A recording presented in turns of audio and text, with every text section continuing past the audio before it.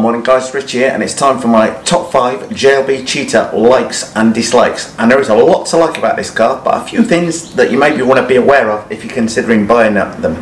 Number 1, value for money. This thing pretty much unbeatable.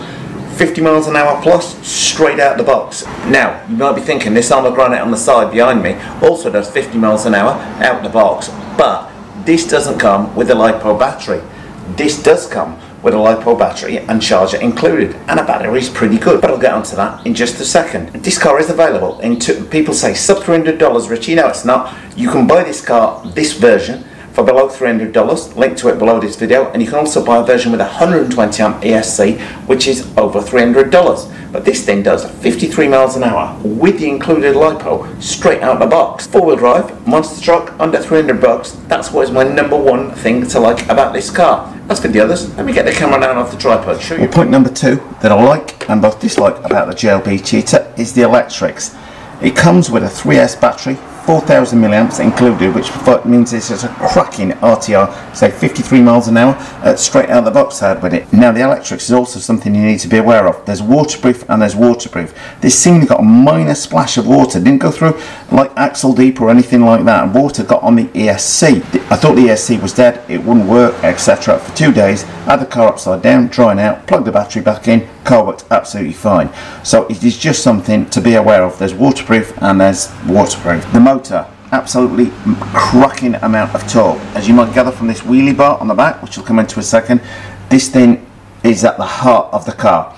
It will wheelie at just any speed going, anywhere in the power band or rev range. Give it full throttle and I think just wheelies. Now that's a good thing and a bad thing. It means it's very hard to keep all 4 wheels on the ground unless you really feed the power in quite slowly. But then you can never have too much power, can you boys? And speaking of those electrics, it comes with an absolutely cracking little LED light bar on both on the front and the rear. But the rear one isn't there, as I will talk about later on in this video. Now the third thing I really like about this car is all of the metal parts on here. You've got metal shock towers at the front and the rear.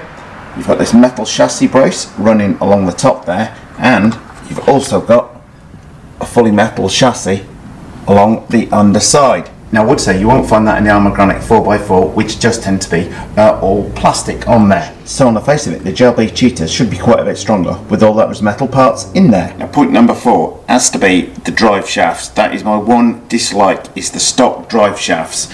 First of all, I managed to bend the front ones without too much effort whatsoever, and then I managed to bend the rear ones without too much effort whatsoever. So I've replaced them all round with uprated metal ones on there, but the original ones a little bit disappointing. They weren't as strong out of the box as I expected them to be. But then this thing will take up to 4S power on it. While it comes with 3S, will run on 4S, and it is a bit of a beast. So that was maybe, so if there was a weak point, maybe it was going to be the drive shafts, but fairly cheap and fairly easy to replace. Anyway, let's move on to point number 5. And point number 5, both that I like and dislike, is the wheelie bar and the wing setup and the light setup on the back. You will notice the wing is not there, and nor are the lights. This is because the wing broke off quite early on in the car's life, and it took the light fixings with it. Well, it's got LEDs at the front, it also had LEDs at the back. When I've ordered the replacement wheelie bar, it's come, but without the fitment for the wing on there.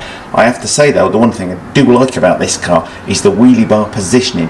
You can just do wheelie for like a couple of 100 feet on this thing. Very, very easy to control on there. So that's why I put this down as point number 5 of my likes about the car, because a lot of wheelie bars, the car wheelies, but it's very hard to hold a long wheelie. This thing could just wheelie all day long for as long as you want. Okay guys, well that's my top 5 JLB Cheetah likes and dislikes, but I'm sure you might have your own opinion on it. If you do, then please post your point of view in the comments section below the video. We'll love to hear feedback from other users on this car. Cracking little thing to my mind. The fact it comes with about 3S LiPo included, which is good for a 25-minute runtime for under 300 bucks, ain't too bad at all. And it will take 4S power on there.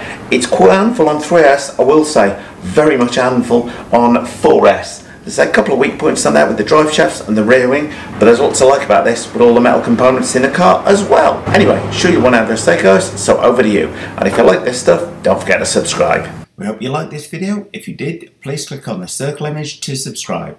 And if you hit subscribe, then don't forget to hit that little notifications bell next to it.